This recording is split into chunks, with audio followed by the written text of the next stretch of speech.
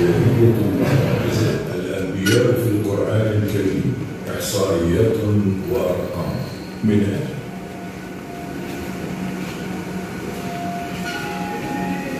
Noah came in a time in which the sincere belief in one God was distorted, and people were plunged in the very old days, built statues of the righteous men, among them who used to worship God devoutly, so that these statues would keep reminding the people about God after these righteous people died. As time passed, subsequent generations forgot the reason why these statues were built, and even the religion became so weak that none would worship God. The subsequent generations came to think people had been worshipping these statues, calling them gods. Noah continued to preach God's message for 950 years. Noah would preach God's message and with individuals in private. After a few believed in him, then Noah received a revelation from God that came to be a great miracle. Noah made the ship of 3 levels for human beings. Noah started boarding the ship with pairs of animals and humans.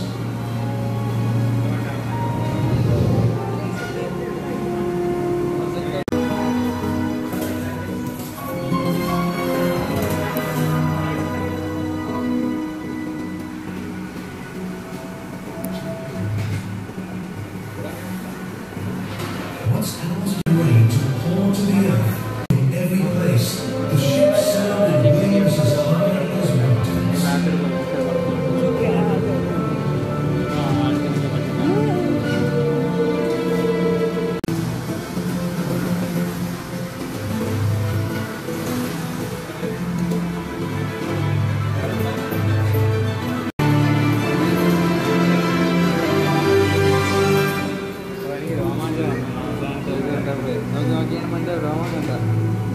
Then God commanded the earth to absorb the water and the rain to stop falling. The ship reached its final resting place.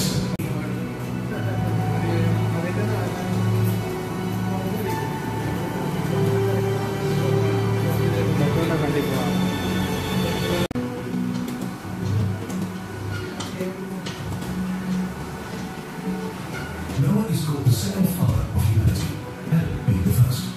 Noah left a legacy of sincerity, love, patience, and the Lord praise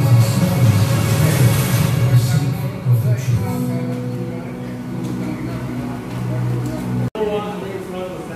And he is one of 25 prophets. They are mentioned in the book of Quran. They name all from the Lord. Established one of the greatest and most marvelous kingdoms in history. He established his kingdom on values of justice, peace, and truth. God gave him a kingdom like no other. God taught him the language of animals. He had dominion over ghosts and the genies. All life is a chance. Solomon took all the possible chances to fulfill his mission and achieve his goal. One of Solomon's miracles was that God made winds subservient to him. He used to command the wind to carry him to different places. With the help of the wind, Solomon used to reach far remote places in no time. The genies and evil spirits were made subservient to him as well. He used to command them to carry out different tasks. For example, he used to command the builders from among the genies and spirits to build him buildings. He once commanded a diver from among the spirits to dive deep into the ocean and come back with sea treasures. Birds, monsters, and even ants obeyed him. They all assisted Solomon in his efforts to maintain the prosperity and progress of his own kingdom. He worked so hard to secure good opportunities for his people so that they could live. God taught Solomon the language of animals. One day, he led his army close from the valley of ants. An ant saw Solomon and his army marching ahead from a distance. The ant called out to the other ants. She commanded them to enter into their nests and warned them that Solomon and his army might have smashed them unknowingly. Having heard and understood the call of the ant, Solomon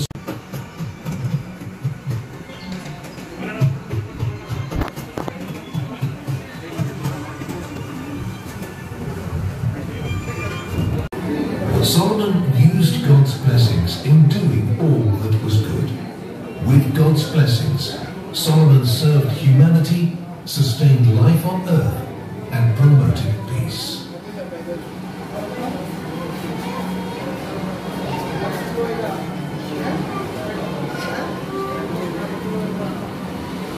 He sent a letter with a hoop out to the Queen of with Sheba to preach the message of God to her.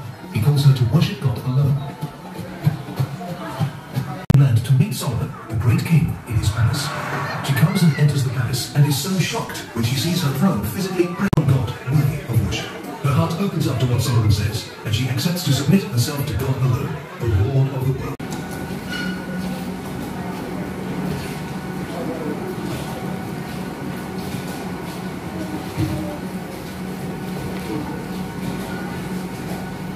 شرسانة فياض؟